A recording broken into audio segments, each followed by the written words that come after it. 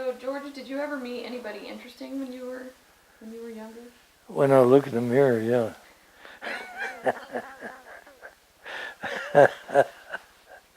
But I lie a lot. Okay, John Dillinger. He was a very dangerous man. In fact, he never robbed a Dickinson bank because that would have kind of shown where he spent his winters in this area. But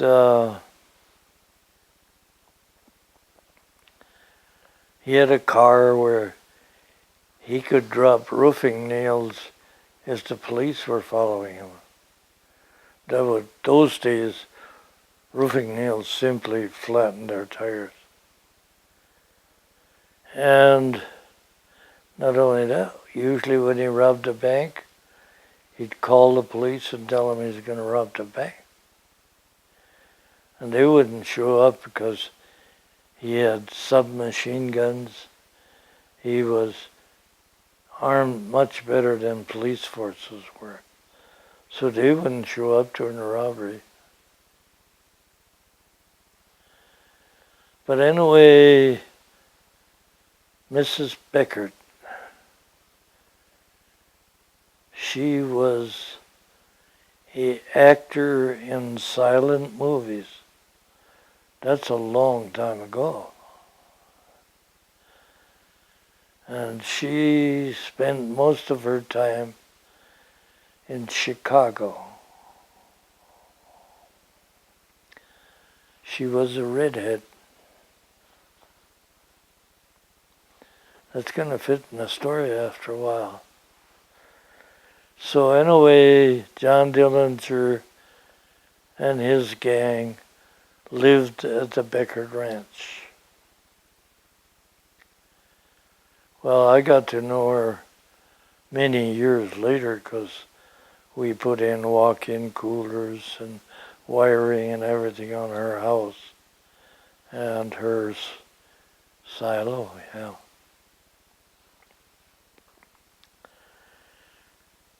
But anyway, she was a rancher for Red Fox, which was really the going fur at that time. Red Fox coat was possibly worth more than mink. So she was raising these red fox. And of course, if you're raising red fox, you need a good meat supply. So about every 2 weeks, John Dillinger and his gang would come out to our farm and load a truck which happened to be exactly the same as ours. And if I remember right, ours was either a 1927 or a 1929 international truck. Anyway, it was the same. So they'd come out and load up this truck. And the reason they was able to load it up was the 200 rabbits that went on the pile the night before wasn't frozen yet. But they'd fill up this truck and go back to the Berger Ranch. And evidently this load would last about 2 weeks for whatever amount of fox she had. Then, of course, when we kids found out it was John Dillinger, which every kid in the world knew who it was, why, we were instructed at school, you do not breathe not one word about John Dillinger, or he'll come with his submachine guns, wipe us and the school out. So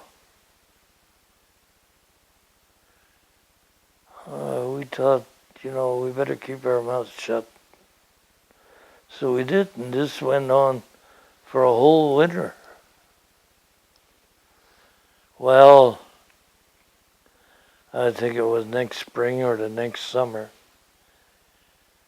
they shot John Dillinger when he came out of a movie theater with a red-headed woman.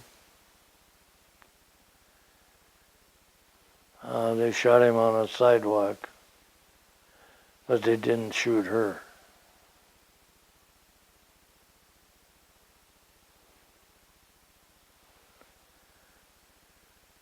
And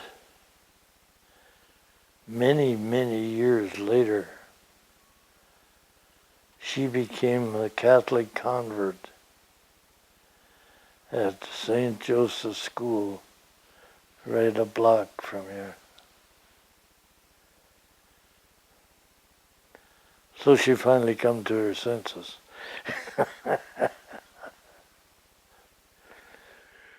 How old was she around that time, do you think? I have no idea. Because many years later, I worked for Miller Electric. We wired her house, her barn, her silo, put in a walk-in cooler in the basement. At that time, she wasn't living alone. She had DPs, deported persons, from Germany. And she taught them English, and they did cooking for her and so on.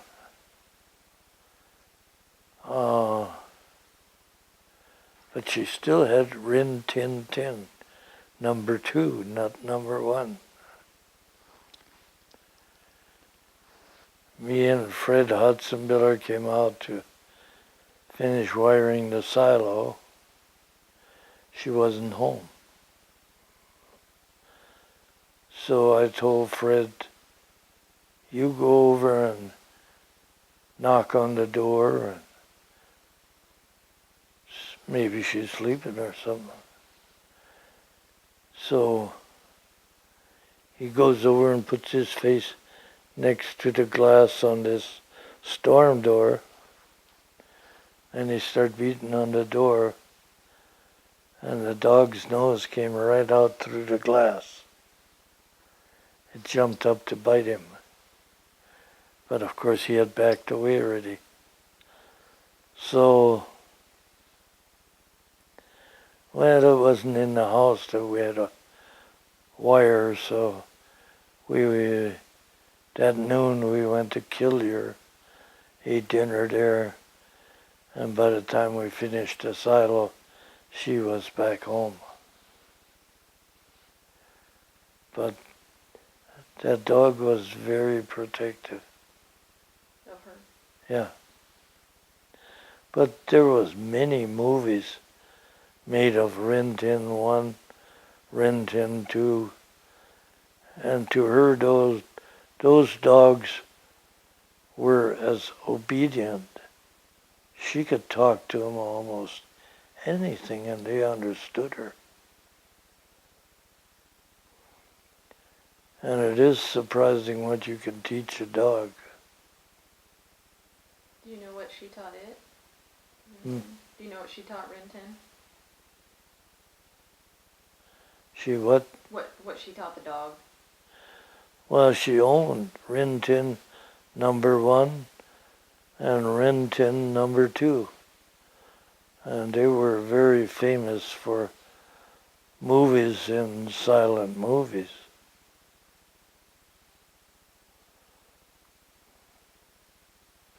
Was there anything else that you want to add about Dillinger and Mrs. Becker? Well, yeah, when we wired her, I don't know whether I should say this or not, we wouldn't eat there. Because when we wired the house, we noticed they had a ladder up to the attic. You could go up. There was a board floor in the attic. And they had the bacon up there laying in the corner of the attic. Maybe 5, 6, 7 slabs of bacon, you know, and mouse droppings all over them. And this DP cook would come up and cut a big chunk off one of the slabs and go down and fry potatoes and bacon and stuff for dinner. Well, we wouldn't eat there. We'd say, we got to pick up some parts in Kildare, which was only 6 miles. And I think it's 39 from Dickinson, but we got to go in and pick up some parts. So then we'd eat in Kildare. When we came back, they were all done eating. But we couldn't stomach that bacon. Was it just the two of you that would go over there and fix it? Yeah, me and an old guy by the name of Fred Hudson Miller. Was he a neighbor? He was what? Was he a neighbor? No, he was just somebody that worked for Miller Electric, and at that time Miller Electric probably had 30 electricians. So, but anyway, John Dillinger got shot in Chicago when he come out of the theater with a red-headed lady. But I'm not positive it was the same lady. But 99 chances out of 100 it was. Was there a lot of talk around the town about that, or would anybody talk about it? Oh no, anybody that knew it kept their mouths shut because they didn't want to get shot. Because I know if something would have came out, Dillinger would have shot them all and left the town. And so you've seen him. What did he look like? Well, to me, he seemed like an ordinary old-timer that was as cruel as anybody could get. Because I know his men really obeyed him when they'd be loading. And he wasn't a great big fat guy or anything. He was average size, and he looked tough. I know he was tougher than me. Did your brothers ever say anything? They were the ones that warned us. No. You never say one word about it in school. Of course, no place else we'd get.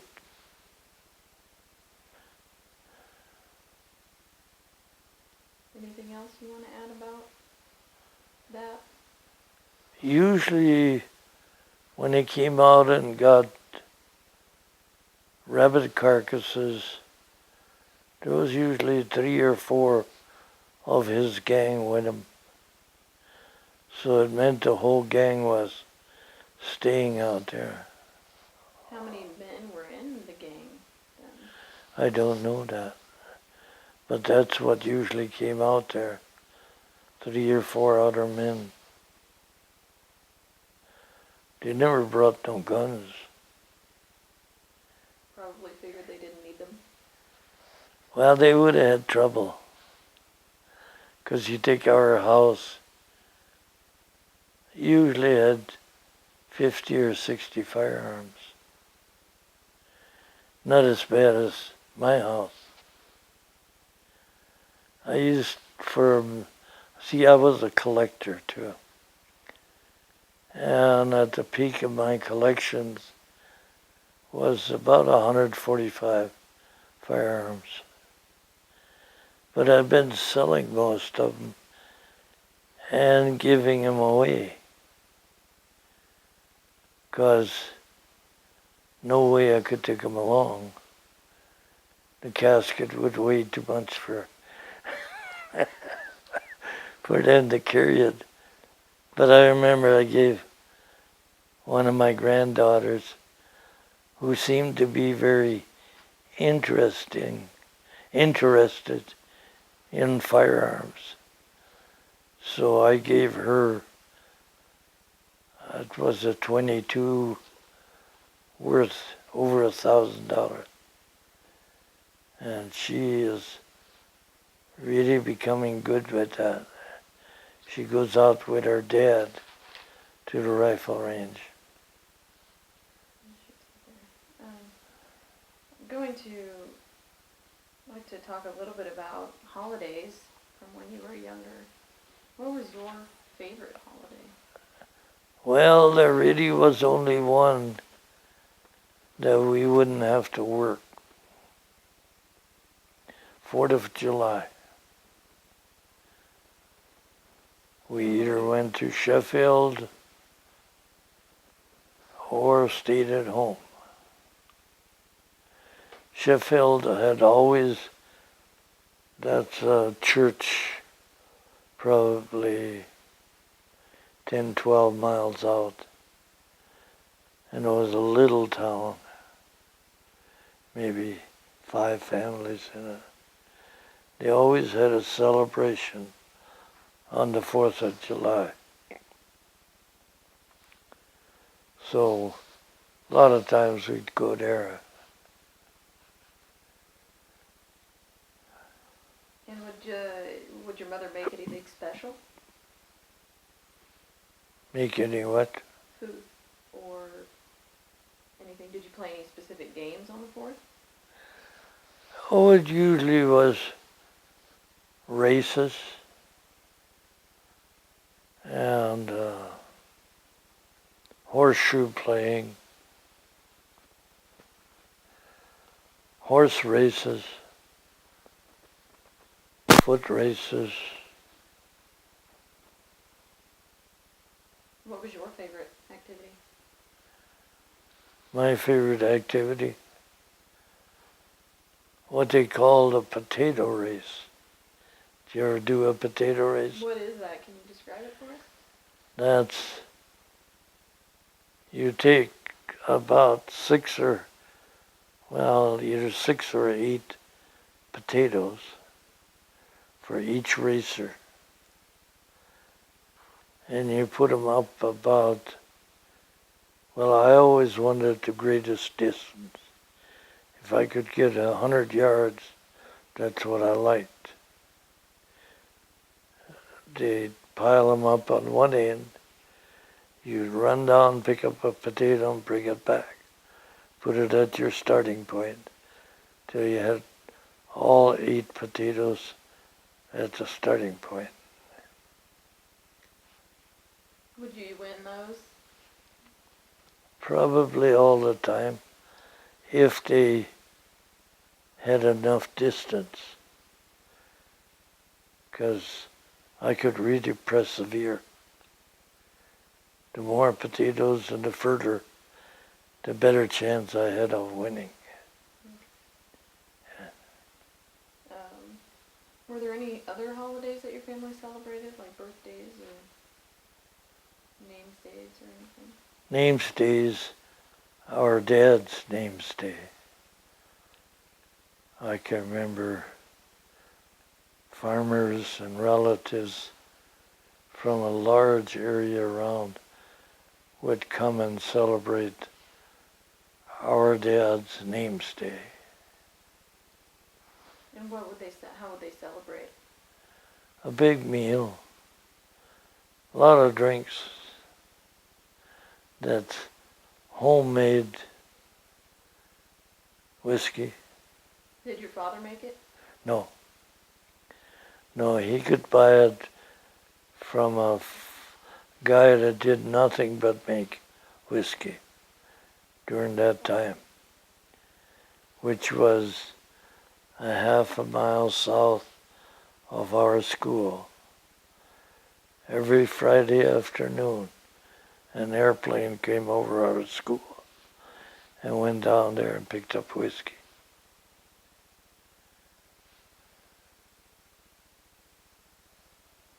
And what would the kids do The kids? on the names day? Oh, on the namesday. Mostly cards. They didn't drink. And, oh yeah, and sing. Quite a bit of singing. What would you sing? German songs, English songs, songs we learned in school. So usually there'd be one or two kids in the group that could play guitar. Did you ever learn? I used to do fairly well in playing guitar, but I never did learn to play reading the notes. I would have learned that had I had a teacher, because I partially learned it without one. And who else in your family learned how to play? Our oldest brother, Leo, knew how to play violin. Violins were very popular in the late 20s and all the way through the 30s. Nearly every family had a violin. In fact, I just found out Leo's oldest son got the violin that Leo had. He don't know how to play it. And anybody else in the family have musical talent?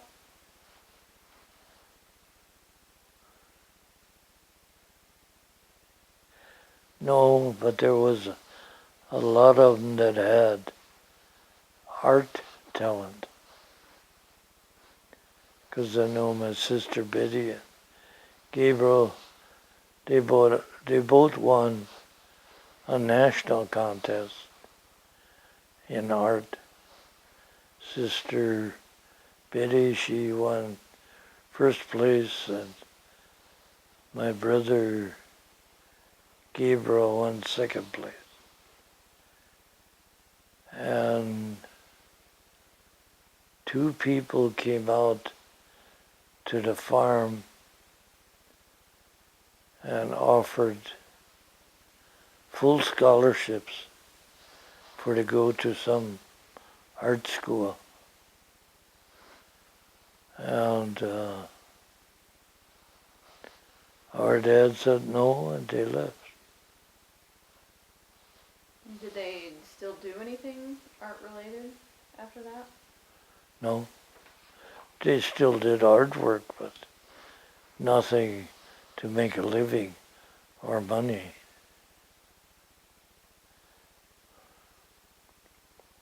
Now, we haven't really talked too much about religion, so I'd like to. How important was religion during your childhood? It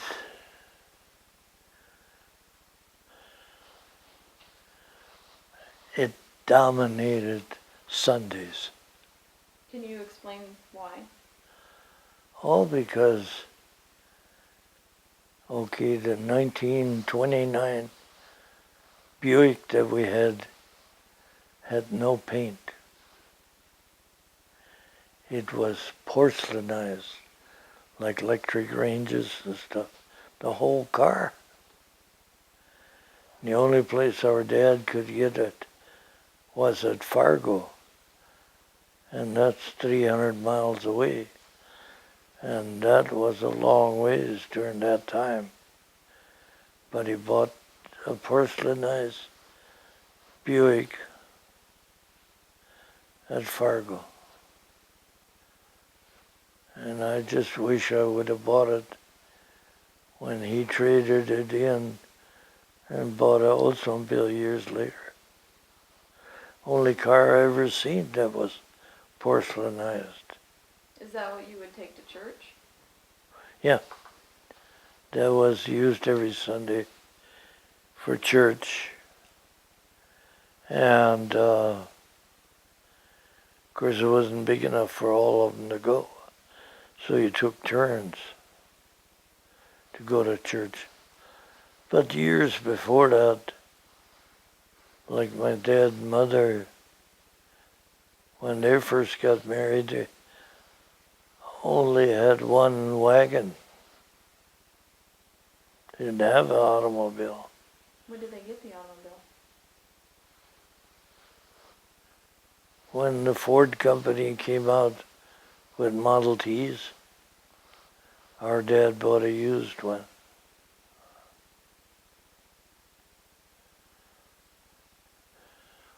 And how did that change things on the farm? Well, that changed a lot of things, like they didn't have to heat as many stones in the winter to keep their feet warm when they went from the farm to the church. That was a big advantage. And of course, at that time the vehicles had no defroster systems. So one person riding in the front took a tobacco sack and filled it with salt and tobacco and would constantly clean the windshield so that the driver could see, wiping the frost off.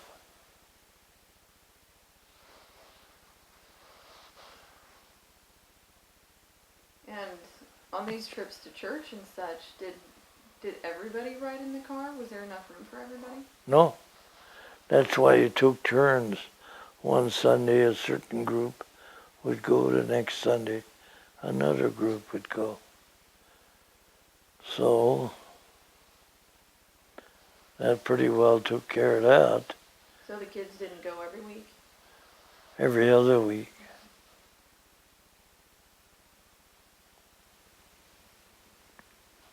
And can you describe what a church service was like when you were younger? Too long. And was it in German or English? Okay.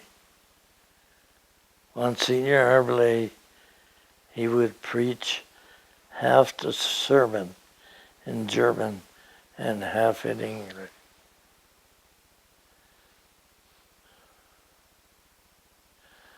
But he was a priest that ruled with an iron hand too. Can you explain? Yeah, like when he'd give religion classes in the school, if a kid bent down to tie his shoe, he had a big clump of keys. He'd throw them and hit him on the forehead. And he'd hit him right where he wanted to, every time. So, of course, I always tried to provoke him. I wanted him to either knuckle me, but I'd prefer the keys, because I had it all planned. The moment he threw the keys, I'd pick him up, run out of school, run down to the river, which is, block and a half away, throw him in. So in the middle of church service, that's what you would do? That's not instructions during Mass. That instruction was in the school. And while a Mass for the married couples and older people was going on in church, those would last an hour. So during that hour, the children went to the school to a religious class. Now, he always had assistants. So he'd come over and teach the religious class. But I could not get him to throw the keys at me.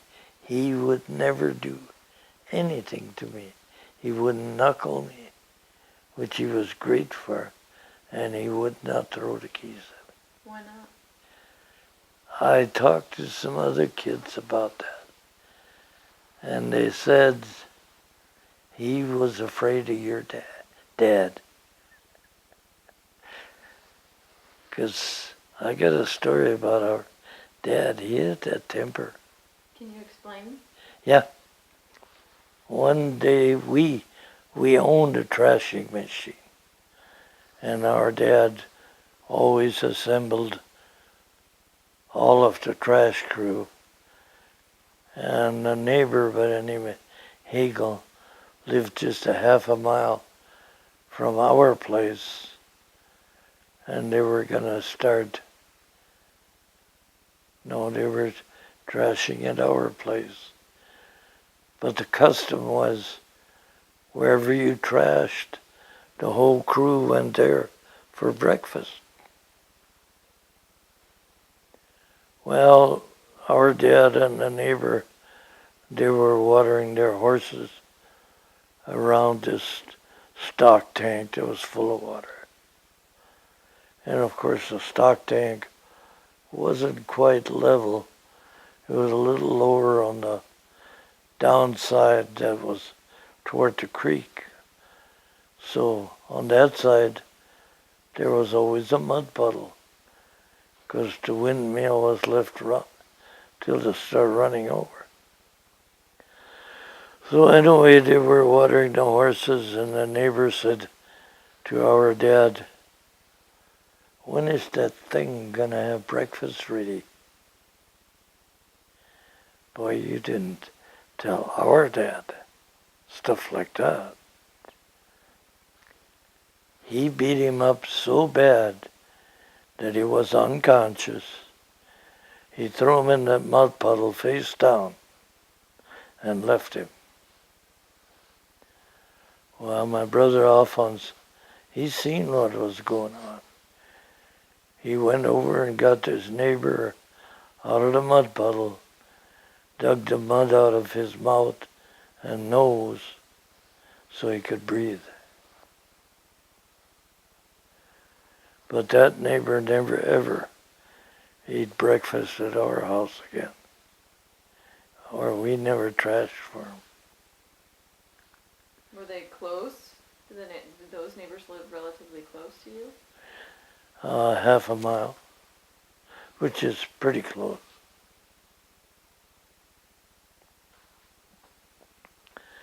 Anyway, this neighbor had a habit of drinking this homemade whiskey, what they called Everclear. He made it.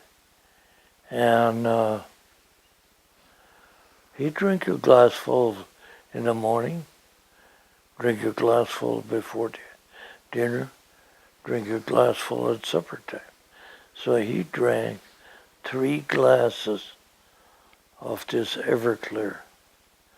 Have you ever tasted it? Now, how did they make Everclear? Okay.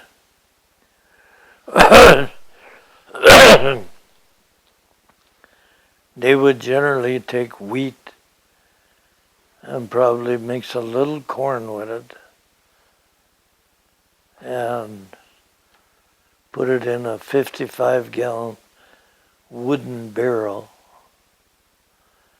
and let it ferment about 5 days.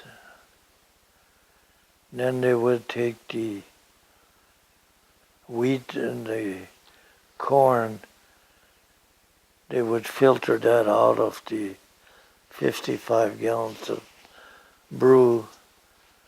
Then they usually left it set another day or two, and then they'd run it through a distillery. And if I remember the temperatures correct, alcohol will separate from water at 80, 82 degrees. Now if you heat it more than that, you're going to get some water with the alcohol. But if you keep it right there, it's pretty well moonshine or Everclear. And how potent was that drink?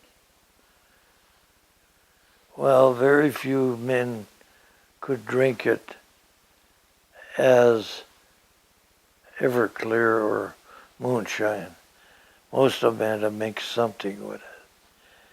Because, like I said, your tongue would feel like if somebody wasn't used to it, actually they'd scald the inside of their mouths. And did anybody in your family ever drink it? Did anybody what? In your family drink it? Oh yeah, the boys used to sneak in the basement and drink that moonshine. And every time they drank some out of the jug, they'd add a little water so that it would be the same height. And was that your father's? Yeah. And where would he get it? From Novotny, who lived a half a mile south of our school, where that airplane landed every Friday. And he didn't farm or nothing. All he did was make whiskey. And how much would he charge for it? $3 a gallon. And how much would your father buy? Usually 2 gallons at a time. And how long would that last him? I would say, well, being he didn't have company to drink it with, several months, where he usually drank a little too much, was at the club. Of course, he had company then. And how often were these trips to town? Twice a week, Wednesdays and Sundays, because he had to take the cream in Wednesdays and Sundays. Did you ever go along? Very rarely, because if we went along, we'd always come down in the basement at the club and try to get him to go home. We'd get tired of waiting. So I never joined that club. I always said I spent too much time there already, waiting for my dad. And that was in the town closest to where your farm was located? That club? Mm-hmm. Up the street about 2.5 blocks. Oh, it's here in Dickinson? Yeah. Okay. And what did you think of town when you did go? As a farm kid, what was Think of what? Of town life and the people who live there? When we got to town, we usually got in a fight. Because the city kids would call you a dumb farmer, and that was enough to make up for a fight. Sometimes we'd get beat, sometimes not.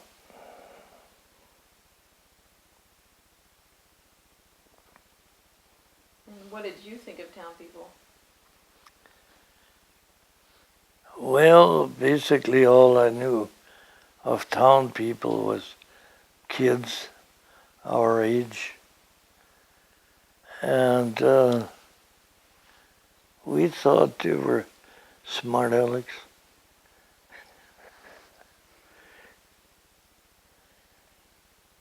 Did your opinions change when you got older? Oh, there's still a few smart alecks, but the trouble is I'm one of them. Actually, I've lived in Dickinson since 1948 when I got married.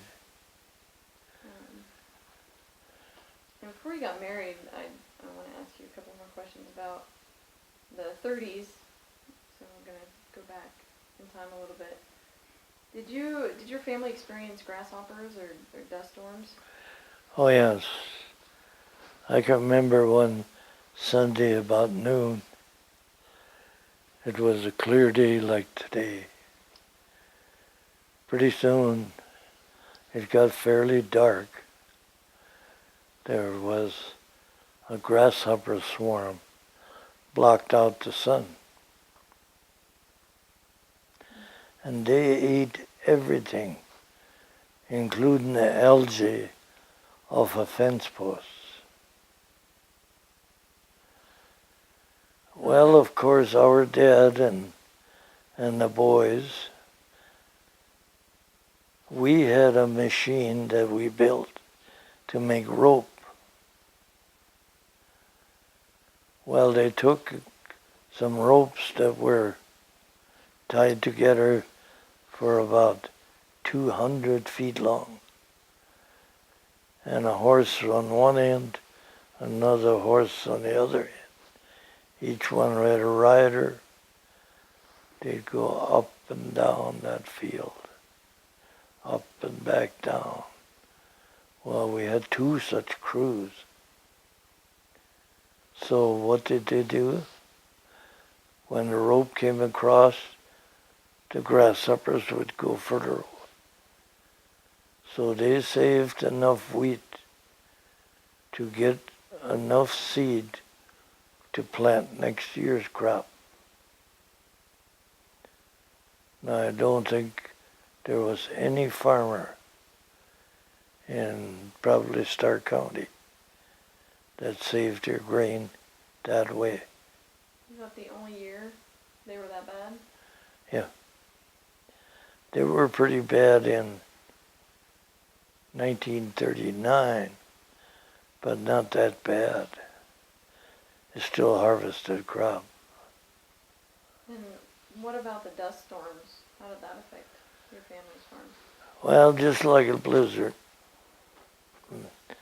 the earth would move. It was so dry that I should find that book.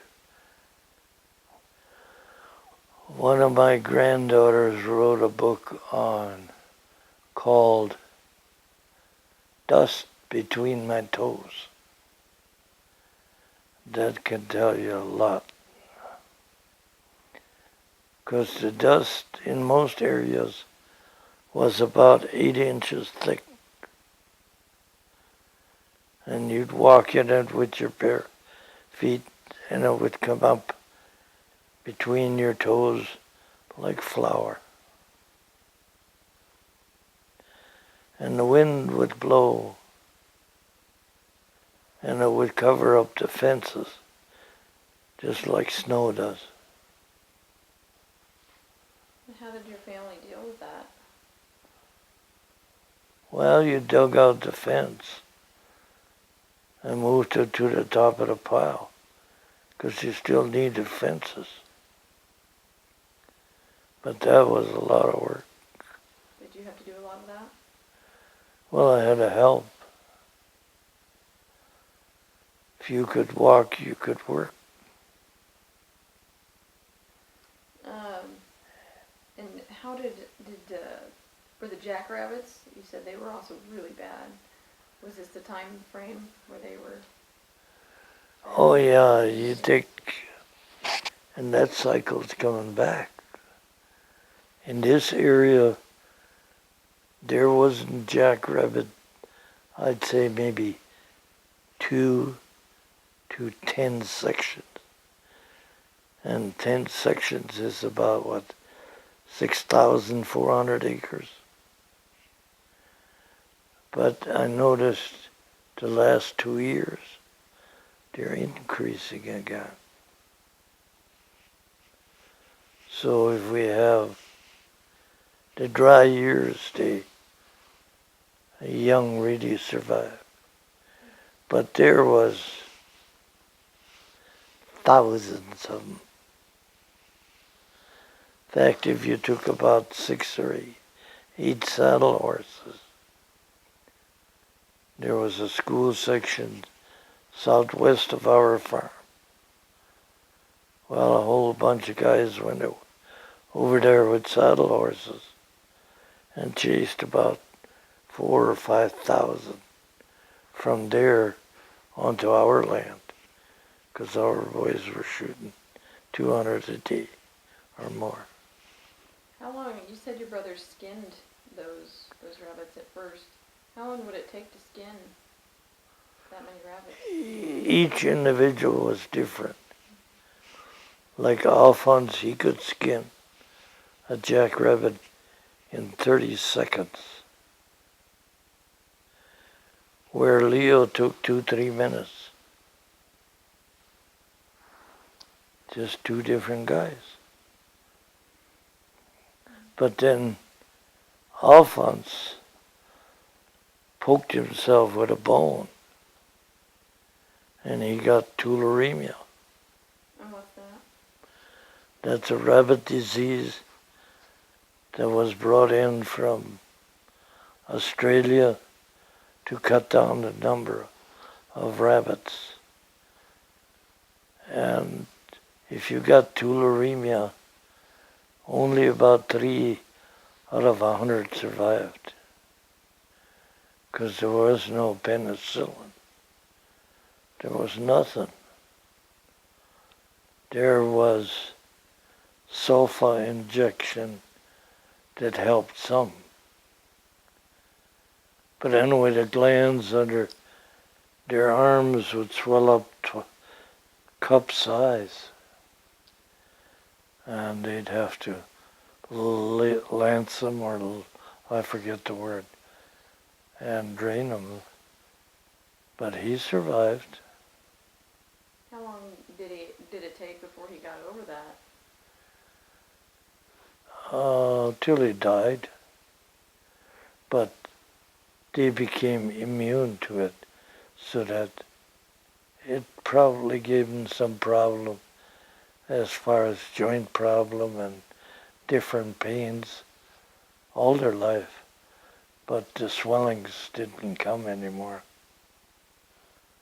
But of course they only had about 3 out of 100 to keep track of. The rest of them were easy to keep track of. Well, is there anything else that you'd like to add about the Dirty 30?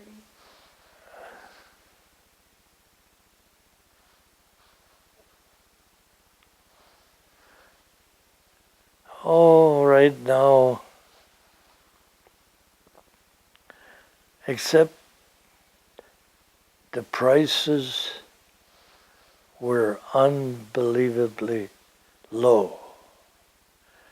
Like grain prices. A bushel of grain now brings what, $7 or $8? Well, at that time it brought 16 cents a bushel. And there was hardly any available. So most farmers went and got a government loan to buy seed wheat. Well, most of them thought they never had to pay for it. They just leave the loan hang. Well, when that farmer died, the first one in the estate was the federal government. And they got their money plus interest. I don't know whether they got any penalty or not, but they were the first ones there. But our dad never had to take a grain loan because he always figured out a way that he could salvage enough grain for seed. And what did your family grow besides grain? Cattle, milk cows, horses. Oh, we had a lot of horses. I used to break horses for the whole area For $8 a head, I'd break a horse. I'd keep him on my trap line. Remember, it was 80-mile trap line, 40 a day, till the hoofs were wore out, to the point of where you had to shoe them or become a lame horse for $8 a head. And by the time you had the hoofs wore out, you could step underneath the horse to carry the other side. He wouldn't bother you. He knew you. But don't let anybody else try it. So how long did you do that? Me? Horses? For, I would say, about 5 years. And were you still pretty young when you did that? Oh yeah. And were you able to keep the money you made? Yeah. Wasn't supposed to. And what did you spend it on? 'Cause I know my dad used to tell me, you're keeping the money. But I'm supposed to get it till you're 21.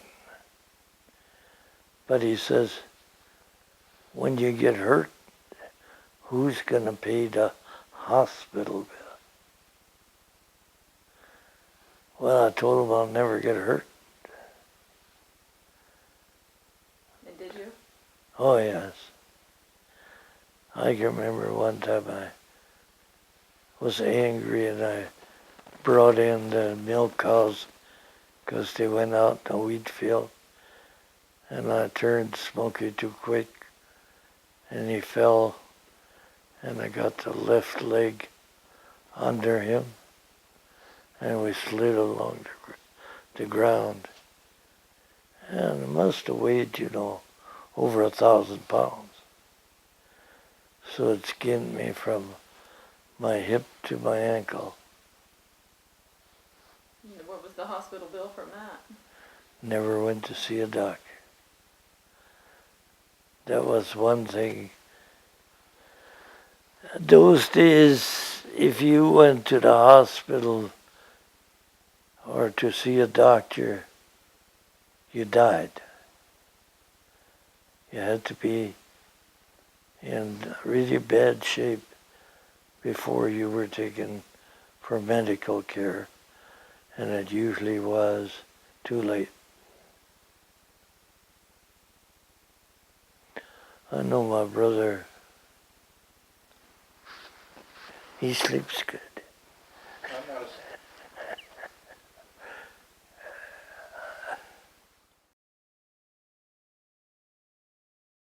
Okay.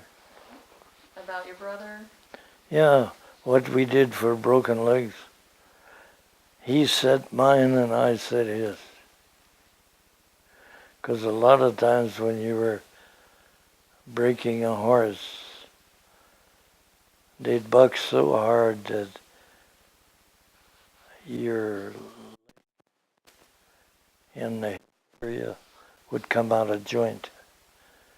So he'd simply put his leg between yours and pull him, and then he'd twist him back and forth till he found that they snapped into place.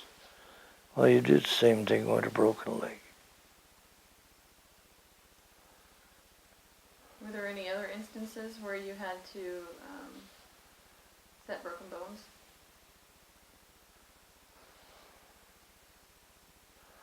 Well, his leg, my hip joints many times.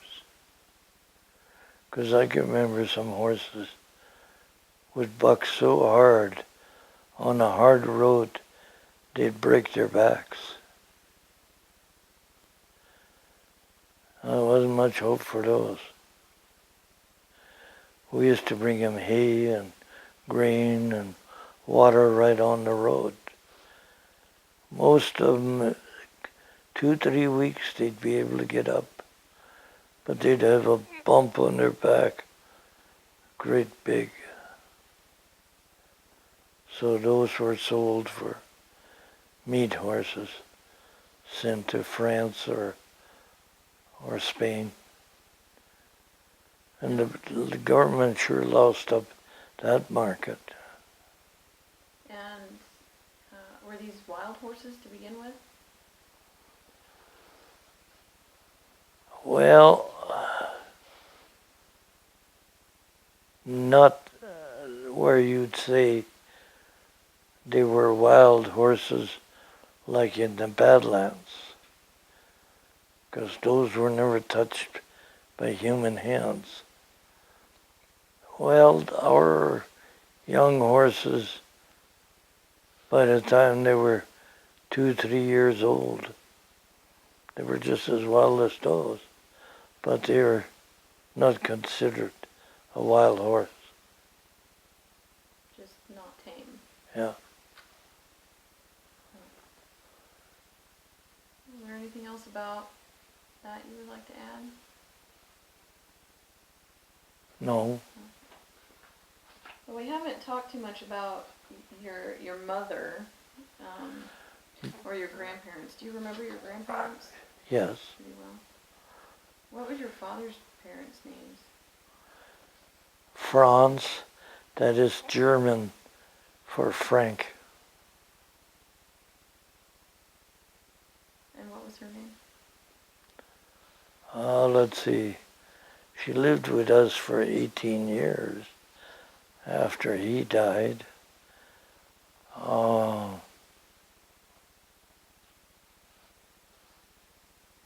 Rose.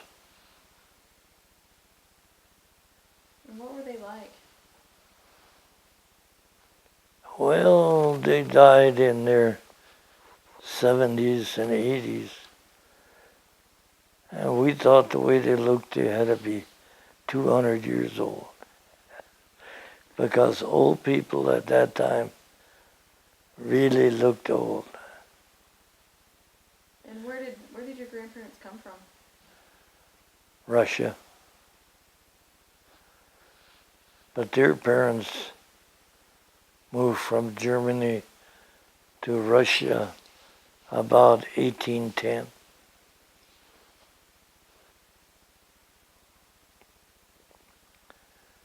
My grandparents, I think, farmed in Russia for about 13 years.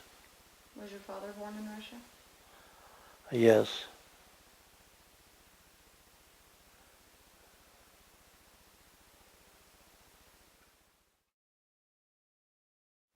We were just talking about your grandparents. What do you remember about them? Well, Rose was Franz's wife, or Frank, and she stayed with us 18 years after he died, because there was no old folks' homes. We always called her our mean grandmother, Why was she the mean grandmother? because she was kind of ornery. But she had a problem.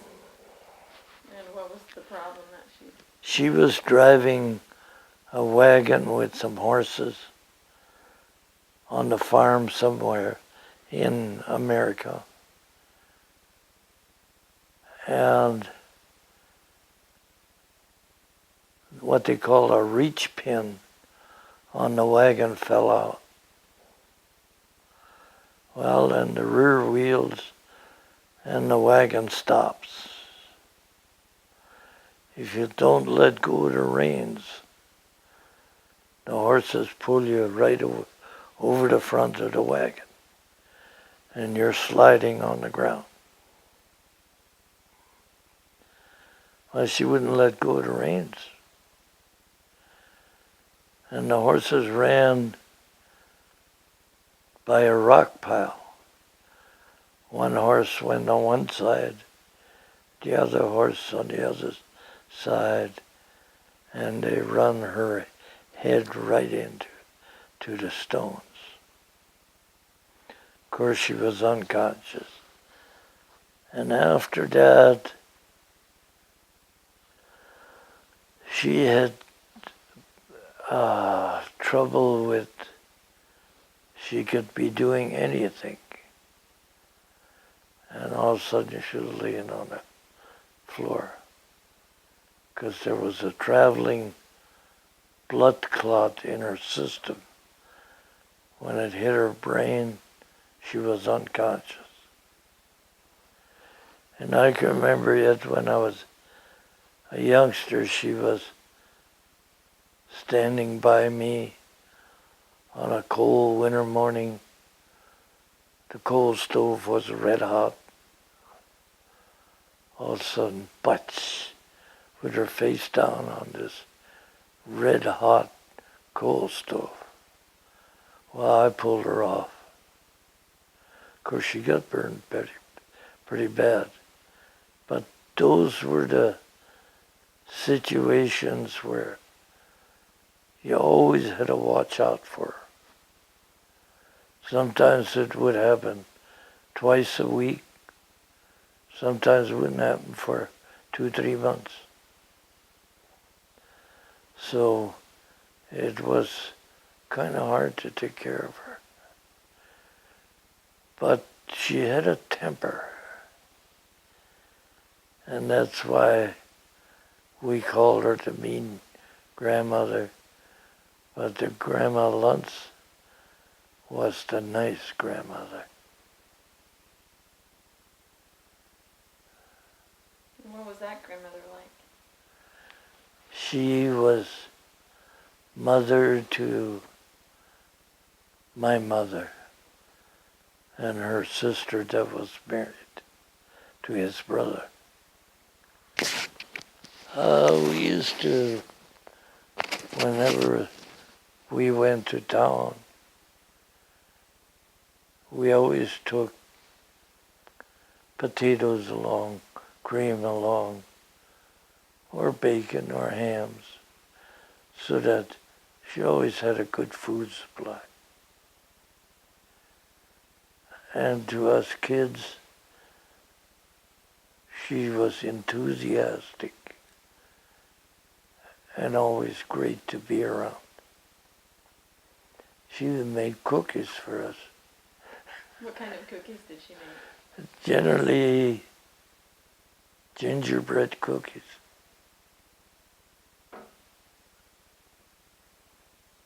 And would you see her often?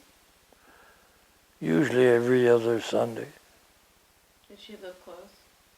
She lived in Dickinson, right down by the river. And what about your grandpas? Let's start with your dad's father. What was he like? My dad's father, he died long before she did, and I really only remember him once. And what was that time? That time he came to our house because it was a brand new house on the farm. And at that time, it was a modern home. And that's the only time he visited? Yep. And what about your mother's father?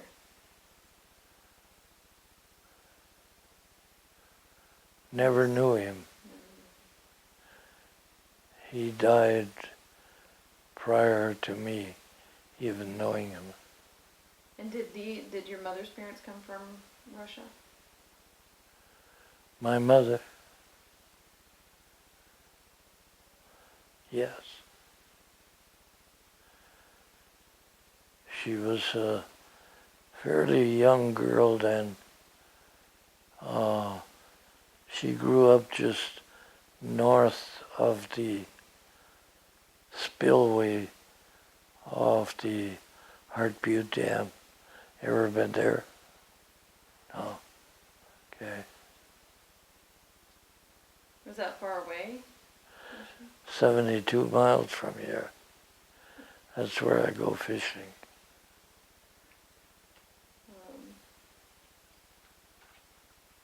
I'd like to talk a little bit about the environment of the plains. What was it like for you growing up on the plains? A lot of dust in your eyes. And for recreation on the farm. Me and my brother Val, we did an awful lot of slingshot shooting. Like we built our own slingshots, and if I didn't get 7 birds out of the first 10 that I shot at, then the slingshot was no good. It wasn't me. Was there anything you found unpleasant about growing up on the plains? Indian artifacts. I like to walk in the summer fallow and pick up Indian artifacts, arrowheads, stone hammers. In fact, I got one left. I used to have a lot of them. I give them away to grandchildren. And how often would you go out looking for these artifacts? I would say at least once every 2 weeks in the summertime. So that's like I used to take my boys out onto virgin prairie when they were growing up to look for arrowheads and hammers. And I can remember one time we just couldn't find any arrowheads. And I had Gary along. Maybe he was 2 years old.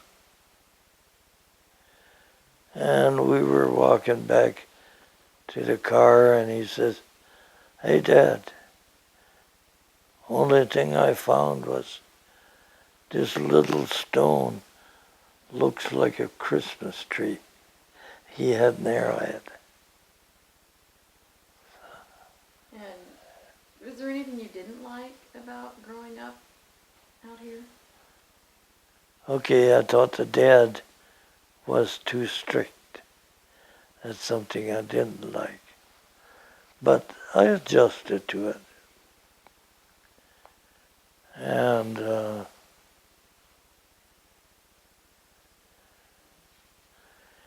I think the bringing up is what made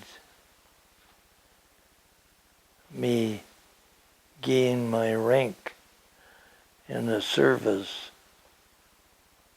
so quickly. About 4 months or so instead of 4 years.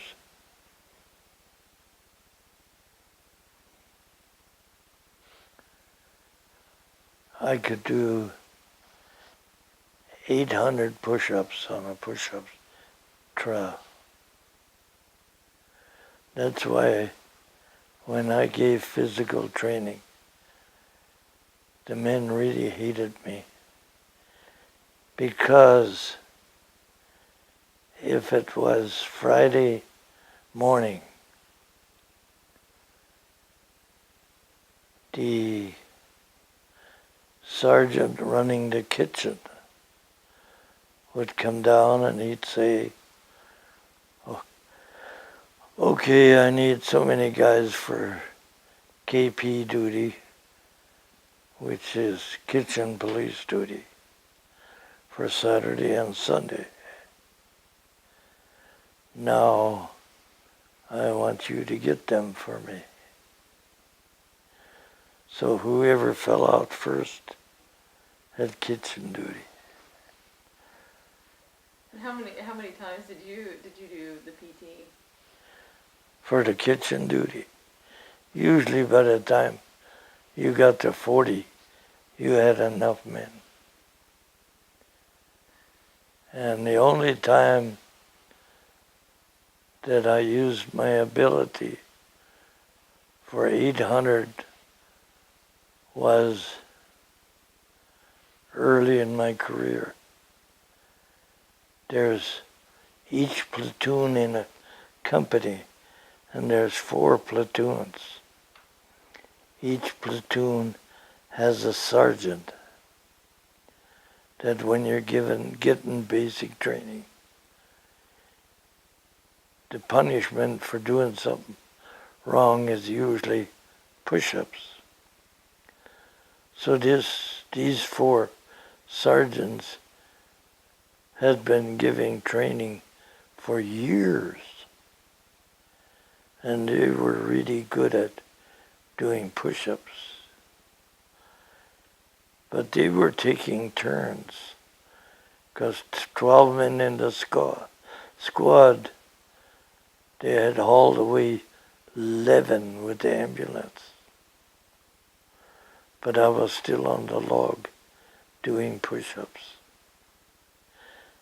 And between the 4 of them, they were taking turns. And the camp commander for camp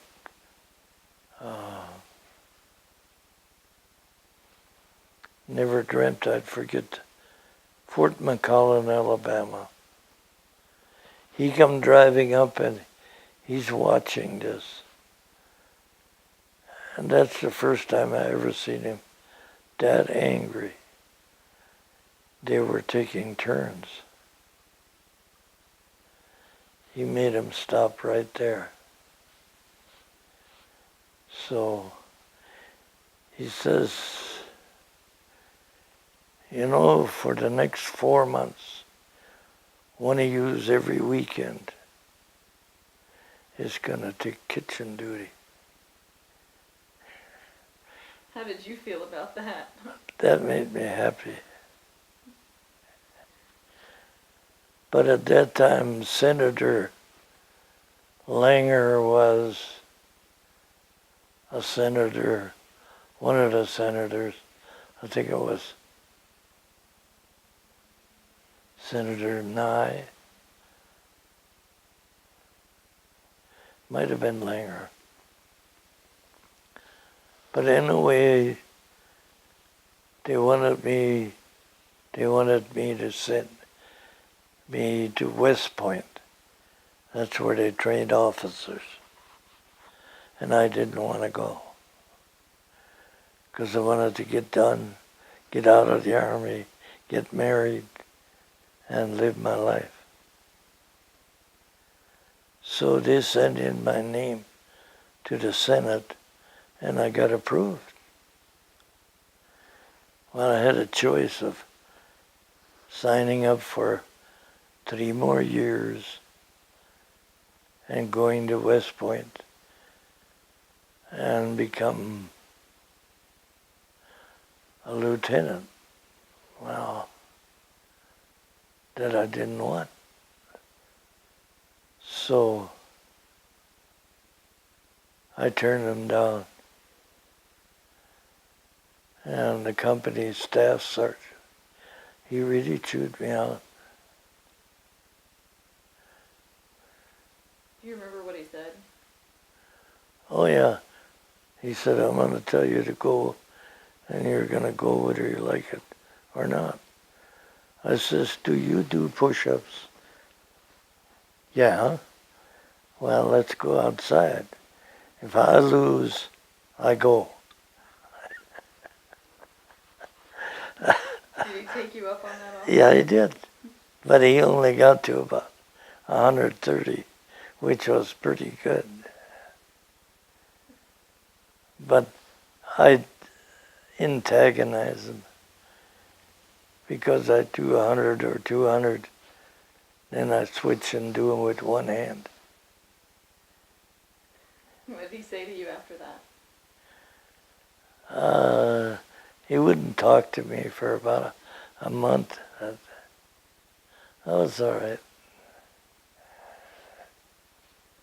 Well, I'd like to wrap it up a little bit. Okay. What was your most stressful childhood experience? What was what? Your most stressful childhood experience.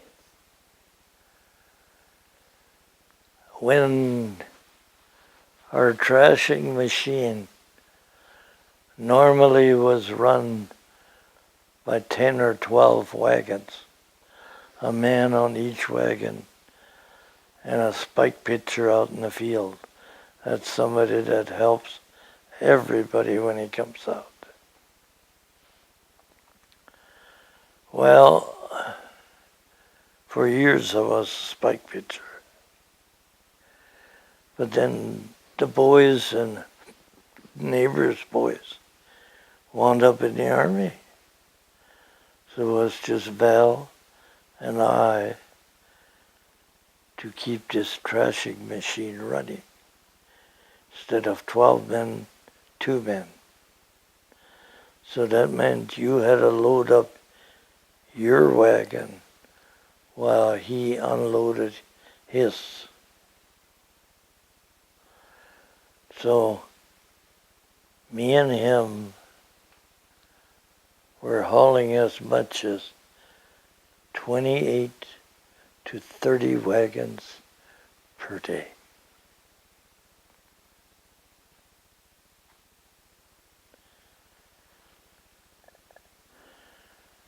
And what was your happiest childhood memory? Was there any? What? Let's see. I can think of another unhappy day. Usually when somebody went in the Army, well, at least some of the family would go and say farewell to him. Well, when I went, my brother Ray dropped my dad off, took me over to the railroad depot and dropped me off. That's all there was. He didn't even stay till we left. That was a sad day. But another happy day. Well, the day I got married.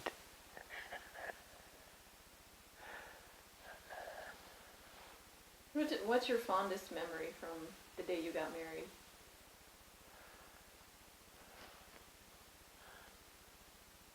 All of them, you mean?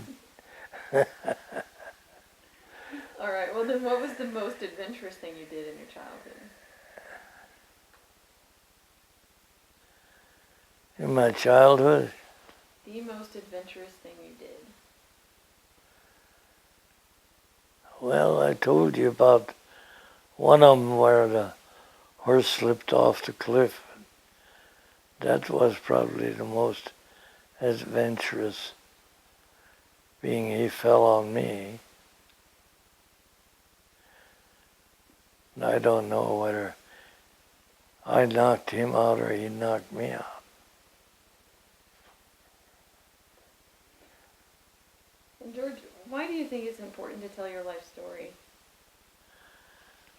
I don't know. I don't think there's really anything important about it. Why not? Why not? Because it's pretty routine for kids at that time. Do you want your children or grandchildren to learn anything from this?